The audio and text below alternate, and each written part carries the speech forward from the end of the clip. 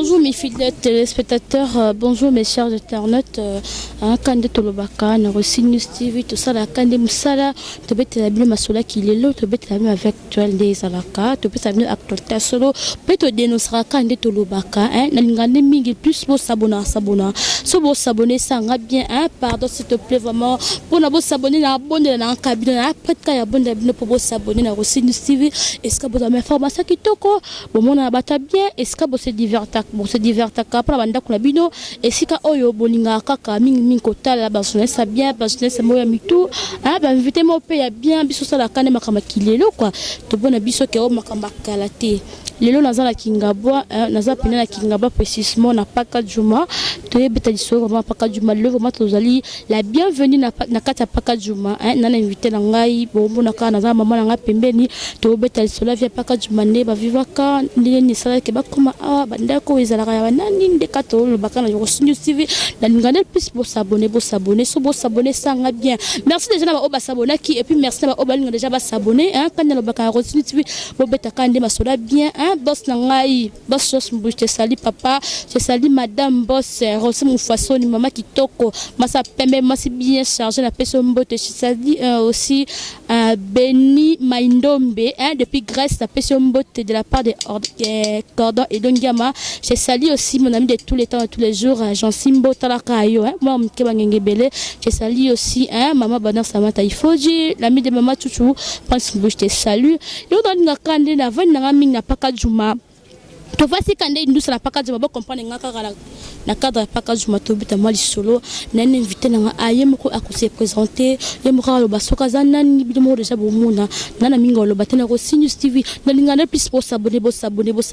na bi que déjà bo s'abonner na bi que déjà bo recharger bo télécharger déjà l'émission na biso qui toko déjà bo zotala maman na dingi un peu au se présenter comme bon nani au vandi wapi pour ba téléspectateurs mso bayo kayo atoza na chaîne biso ko News biso ninga plus ko commenter to ngane mutu moko alo ba vina ye o va poto boya ke no lobby o ezaki na bongote ya lobby nanga ba lusi likambu ya ko seninga likamna loba nanga bongote biso ana chaîne ko News TV to ninga ko beta masola solo to ninga mutu moko sa présentation ya vina ye so kaza nani pour ba téléspectateurs mso ba yamba yo ba sipana et à la fin de notre émission on peut s'appeler numéro 9. Bonjour maman. Bonjour.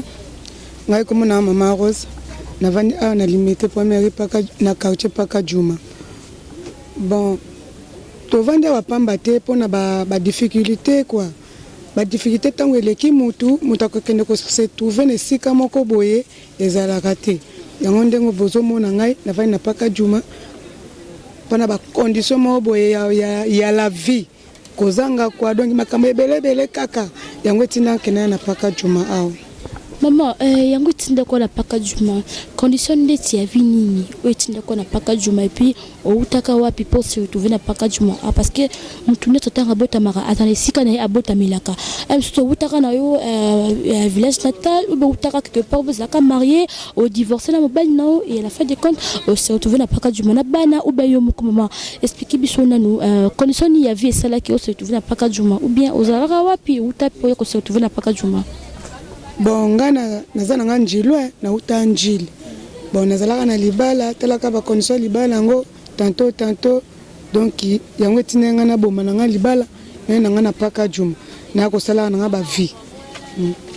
Maman on a paka Juma au sala vie to boité mais quelle vie on veut vivre na paka Juma awa vini oyo sala ko deboyaka otekaka oza travailler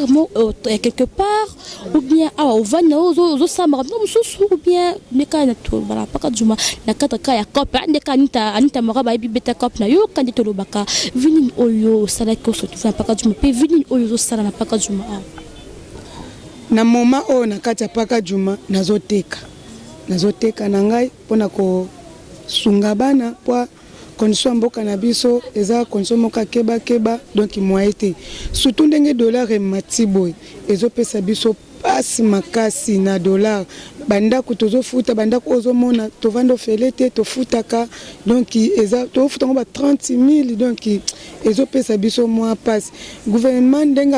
azomona pe azoyoka alinga ko aider biso batapaka juma po tovandi na kati ya mabela onatra na basi gouvernement yebi yango awa eza mabela bato ya onatra lelo onatra azoli premier abengana biso na bandi leta ye moko ezongisaka biso bon na ndenge makambo ezotambola na Congo oyo siko toyebi te soki bakaya kobimisa biso ndenge ni soki tokozala wapi nazoyeba te yango na sengi na gouvernement ndenge tovandi na paka juma ba néglige biso trop bamona nde tovandi na paka juma bablobaka bandumba banini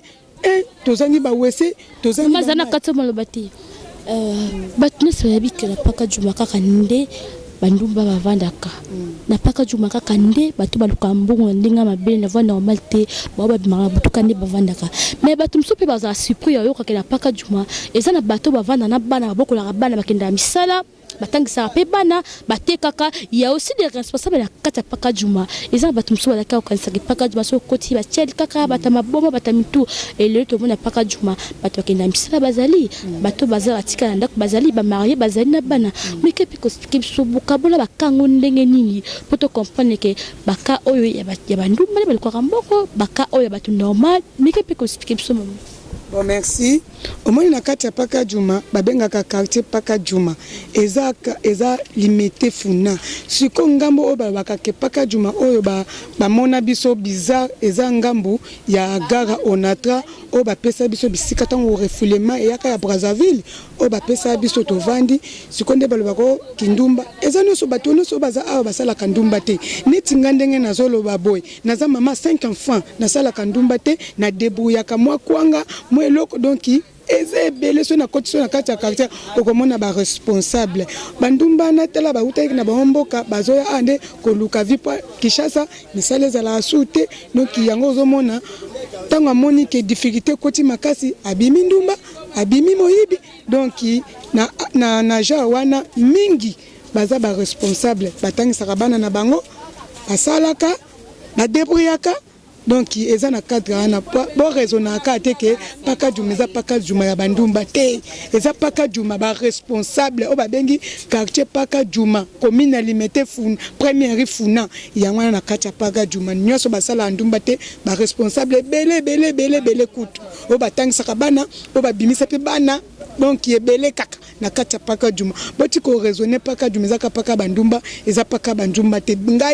ngai mutu naza liboso télé naza responsable abana 5 azotangisa bango ozomona yango na kosenga kaka na gouvernement na biso etalela biso pe paka juma po ba responsable bazebele bozwi ezate yango tovandi awa toza na bisika tokokende te lelo soki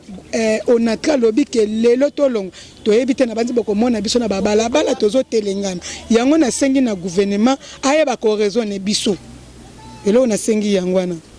Ok, maman sengi na aussi news baba kaka ko résoudre ba solution na ba problème na bango baba ndeko pesa la solution ba problème na bango maman eta ki bino bo 20 ana quand ya onatra na mon kandeti kango ndeti loko izana we bino te loko izana we loko na te na mon kandeti bo pesa ko ma forme me we bino mo batapaka juma ndika nazo comprendre parce que ce que zaki ke loko na yo moko na batombo 20 awa mais nget bon entretenir on peut botum panda ko avant normal mais le quoi kaisa nango eloko ya batu ya onatra yango c'est comme si bon négligent na bino encore boye po yebi ke le loko nangi kananga bon na bino banda omoni ceux qui bozomona ke to va na kati ya paka juma tozo kipango te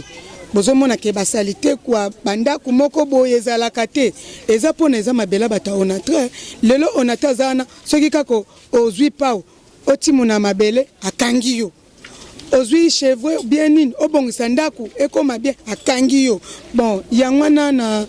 na bongo moye penza to tiango stable ezate po to ebike lobi bakobwaka biso bakobengana biso po eza na première fois te babengana na bango biso bongo esika yo vandi bazo bengana yo okolingo tiango propre okolingo tonga okotonga te po yebi eza ya yote soki ezaki ya biso moko personnel mapenza ya biso moko mbela bomoni paka juma boete mbeleza penza ba matériaux banini kasi bomona ngo boy eza pona eza ya bisote eza faute na bisote tokolinga biso totina biso propre tantôt tonginda konomoka kitoko tantôt salibo kasi ye moko kolo mabele onata akoya kokanga bino ba mandi ba 50,000 ba 100,000 bon esika nanga na kozula mandi wana wapi yango bozoya bozomona kaka paka jumango ndenge bozomona eza faute na bisote yango na kosenga na gouvernement ndenge bisika o eza ya bisote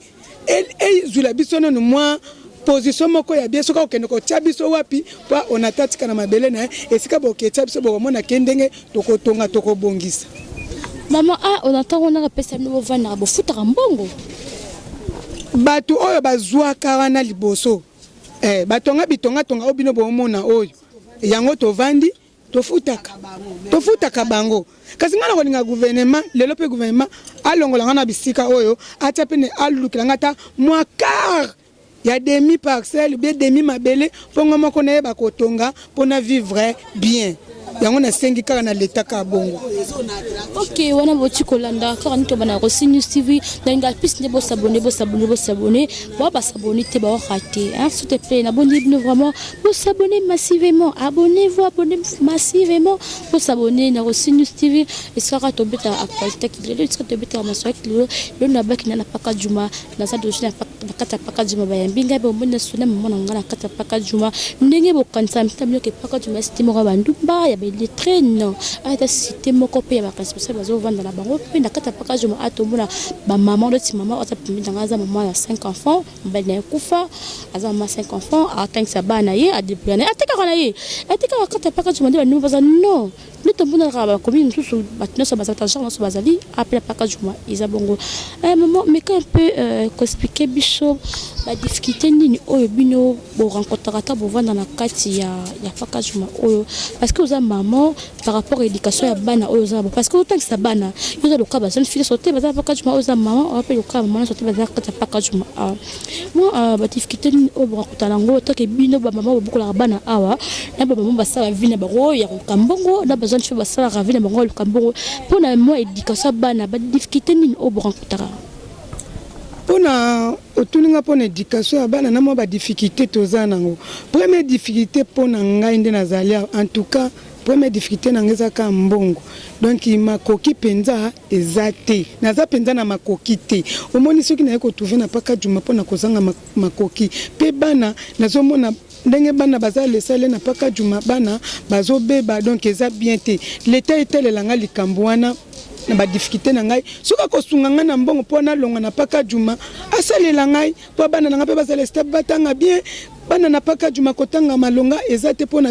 aleli na boss biso hein papa zo sumbuyi yoka kilola mama ndinga lobi alobi pina gouvernement apetika kilo na ye hein je te salue mon boss yoka mawa talaka paka juma na izali apa moteur malamu na yebi yo to samsala préféré yo hein madame Rossi façon la préférée to samsala potala paka juma na izali bito na biki bozamta malamu na biki ta chaque fin du mois un petit rekozanga te moi bilamba moi donc kozanga te mama leli abina gouvernement mais biso le pesika message pas na yo boss samso sumbuyi hein ma cordon je te salue hein cordon dongia ma je te salue gentil hein gentil nanga kati na pesio mbote maman to comme déjà consulter va à la fin de notre émission ceux qui copie mon numéro na yo na lobano ya suka hein pour biso to na chaîne na biso kombo nango Rossi News TV moi lobano ya suka boss na biso kombo na ye boss Sumbuyi moi lobano ya suka pa boss na biso donc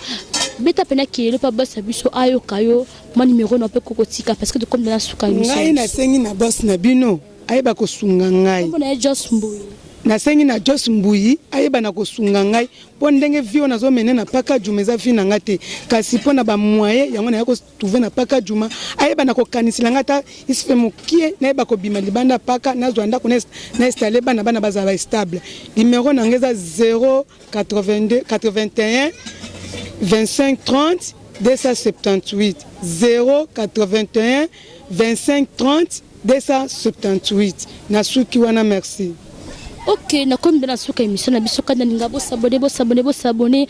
quand te le baka parce que la préférée BBC a sali magaf bo bengi ngana zawa na pour la remarque na bino parce que ke bo sepeli nango bo komelinga bo binga préférence pour ensemble ça bilo nga la kota nga partout parce que tout ça c'est émission sans polémique sans rancune quand to ba a tout ça ka paka juma to za a to beta ka masula fa paka juma to beti vile ba menyaka paka juma bilo bon posi ba image botala ba sos mbuche sali papa hein puis ngande bo s'abonner abonnez-vous s'il te plaît abonnez-vous massivement chez Sali tout l'ami des mamans na pesi ba to déjà ba s'abonner na pesi nombote ba to pe na ba s'abonner te na pesi nombote prenez bien que vous s'abonner pour nous avoir information qui toko na pe to bonani après bye.